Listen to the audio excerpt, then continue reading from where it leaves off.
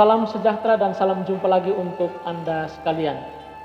Dimanapun Anda berada, pada hari ini kembali kita berjumpa untuk merenungkan bacaan hari ini. Teristimewa bacaan Injil sebagai titik acuan permenungan kita hari ini. Judul permenungan kita hari ini, di mana ditanam gandum, di situ ada ilalang. Saudara-saudari yang terkasih dalam Kristus, Yesus dalam bacaan Injil hari ini bercerita indah kepada setiap pengikutnya tentang makna perumpamaan ini. Yesus mengatakan demikian, hal kerajaan surga itu seumpama orang yang menaburkan benih baik di ladangnya. Namun pada waktu semua orang tidur, datanglah musuh menaburkan benih lalang di antara gandum itu. Lalu ia pergi. Akhirnya lalang itu mulai bertumbuh bersama gandum yang mulai bergulir.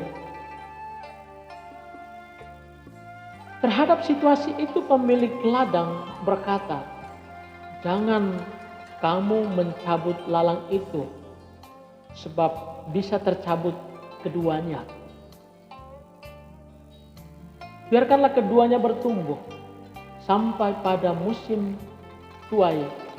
menuai. Akan tiba saatnya, keduanya akan dipisahkan, di mana lalang akan dipisahkan dari gandum, atau sebaliknya, gandum akan dipisahkan dari lalang. Lalang akan dikumpulkan untuk dibakar, dan akhirnya gandum akan dikumpulkan untuk dimasukkan ke dalam lumbung." Ini kira-kira sepintas cerita tentang perumpamaan yang diwartakan Yesus dalam bacaan Injil hari ini. Apa yang perlu kita refleksikan dari perumpamaan Yesus ini? Saya mengajak kita untuk bisa merefleksikan beberapa hal ini. Yang pertama,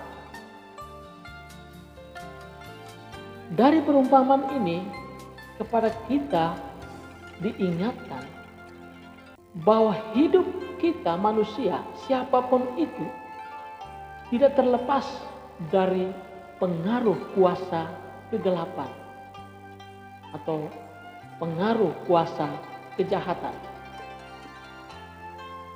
Dan harus mulai menyadari bahwa di mana kita melakukan kebaikan atau kita menyatakan kebaikan, sadarlah bahwa selalu saja ada keburukan, selalu saja ada kuasa kegelapan yang berusaha mengganggu setiap kebaikan yang kita lakukan.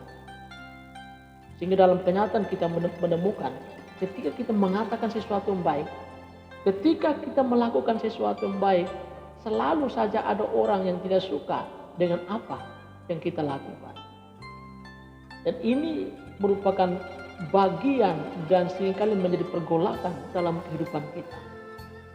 Karena itu mulai disadari bahwa di mana kita melakukan kebaikan, di mana kita menanam sebuah kebenaran, insya Allah bahwa selalu ada saja orang yang berusaha untuk mengganggu atau menggonggong setiap apa yang kita lakukan. Hal kedua, sadarlah bahwa kuasa kegelapan, kejahatan, atau keburukan itu hadir dalam hidup kita sebagai sebuah situasi untuk mengasah hati dan seluruh diri kita. Teristimewa untuk menguji begitu banyak nilai hubungan kita dengan Tuhan maupun dengan sesama. Yang perlu kita refleksikan ialah apakah dengan hadirnya situasi pengaruh kegelapan atau kejahatan atau keburukan yang nyata dalam kehidupan kita, apakah membuat kita makin setia kepada Allah dan juga membuat kita makin lebih membangun hubungan yang baik dengan sesama, ataukah sebaliknya membuat kita makin menjauh dari Tuhan dan semakin membuat kita konflik dengan orang-orang di sekitar kita. Ini menjadi tantangan dan refleksi setiap kita dari saat ke saat. Hal yang ketiga, ketahuilah bahwa setiap kehidupan kita di dunia ini sedang mengarah kepada tujuan. Dan tujuan kehidupan kita yang sejati dalam kehidupan ini ialah surga abadi. Dan di ambang tujuan itu ada pengadilan terakhir untuk memisahkan yang baik dari yang jahat, atau sebaliknya yang jahat dari yang baik. Yang baik akan digabungkan ke dalam kerajaan surga, sedangkan yang jahat akan dimasukkan ke dalam api yang bernyala-nyala. Dan dikatakan di sanalah akan terdapat ratap dan kertak gigi.